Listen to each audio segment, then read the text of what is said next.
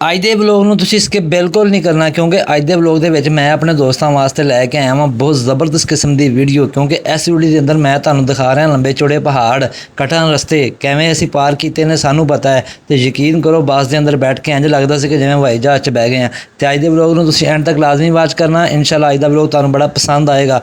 Vlog ਨੂੰ ਮਜ਼ੀਦ ਅੱਗੇ ਵਧਾਉਂਦਿਆਂ ਹੋਇਆ ਮੈਂ ਆਪਣੇ ਇੱਕ ਦੋਸਤ ਦੇ ਮਾਰਿਆ ਕੈਮਰਾ, ਕਿਉਂਕਿ ਅੱਧਾ ਸੁੱਤਾ ਹੋਇਆ ਸੀ ਤੇ ਅੱਧਾ ਜਾਗਦਾ ਸੀਗਾ। ਮੈਂ ਸੋਚਿਆ ਕਿ ਉਹਨਾਂ ਦਾ ਇੱਕ ਸੀਨ ਲੈ ਲਈਏ। ਤੁਸੀਂ ਦੇਖ ਸਕਦੇ ਹੋ ਬਾਰਿਸ਼ ਨੇ ਇਸਲਾਮਾਬਾਦ ਤੋਂ ਪਹਿਲੇ ਹੀ ਸਾਨੂੰ ਘੇਰ ਲਿਆ ਸੀਗਾ, ਹਰ ਤਰਫ ਪਾਣੀ ਹੀ ਪਾਣੀ ਸੀਗਾ। ਤੇ ਯਕੀਨ ਕਰੋ ਕਿ ਸਾਡੀ ਗੱਡੀ ਇੱਕ ਖਟਾਰਾ ਗੱਡੀ ਸੀਗਾ, ਮੈਂ ਇਹਦਾ ਨਾਮ ਨਹੀਂ ਦੱਸ ਸਕਦਾ ਕਿਉਂਕਿ ਬਦਨਾਮੀ ਹੋ ਜਾਏਗੀ। ਸਾਨੂੰ ਪਤਾ ਸੀ ਇਸਲਾਮਾਬਾਦ ਕਿਵੇਂ ਪਹੁੰਚੇ ਤੇ ਘਰ ਵਾਪਸੀ ਕਿਵੇਂ ਆਏ ਆ। VIP ਮੌਸਮ ਤੇ VIP ਨਜ਼ਾਰੇ। ਦੋਸਤੋ ਆ ਮੇਰੇ ਦੋ ਛੜੇ ਦੋਸਤ ਨੇ, ਇੱਕ ਦਾ ਨਾਮ ਸਾਵਲ ਆ ਤੇ ਇੱਕ ਦਾ ਨਾਮ ਬਲਾਲ ਆ। ਇਹ ਮੇਰੇ ਸ਼ਹਜ਼ਾਦੇ ਵੀਰ ਨੇ, ਇਹ ਵੀ ਮੇਰੇ ਨਾਲ ਇਸਲਾਮਾਬਾਦ ਆਏ ਸਨ ਤੇ ਮੈਂ ਇਹਨਾਂ ਦਾ ਸੀਨ ਲੈ ਲਿਆ ਕਿਉਂਕਿ ਮੇਰੇ ਵਲੋਗ ਦੇਖਦੇ ਨੇ। ਤੇ ਆ ਤੁਸੀਂ ਦੇਖ ਸਕਦੇ ਹੋ ਅਸੀਂ ਇੱਕ ਯਾਨੀ ਕਿ ਪਹਾੜੀ ਦੇ ਉੱਪਰ ਬਿਲਕੁਲ ਇੱਕ ਹੋਟਲ ਹੈ, ਉੱਥੇ ਸਟੇ ਕੀਤਾ, ਉੱਥੇ ਨਾਸ਼ਤਾ ਕੀਤਾ। ਯਾਰ ਵੀਡੀਓ ਨੂੰ ਲੰਬੇ ਚੌੜੀ ਕੀਤੇ ਹੋਏ ਆਪਾਂ ਚੱਲਦੇ ਹਾਂ ਵਲੋਗ ਦੀ ਤਰਫ। ਤੁਸੀਂ ਵਲੋਗ ਨੂੰ ਐਂਡ ਤੱਕ ਲਾਜ਼ਮੀ ਵਾਚ ਕਰਨਾ।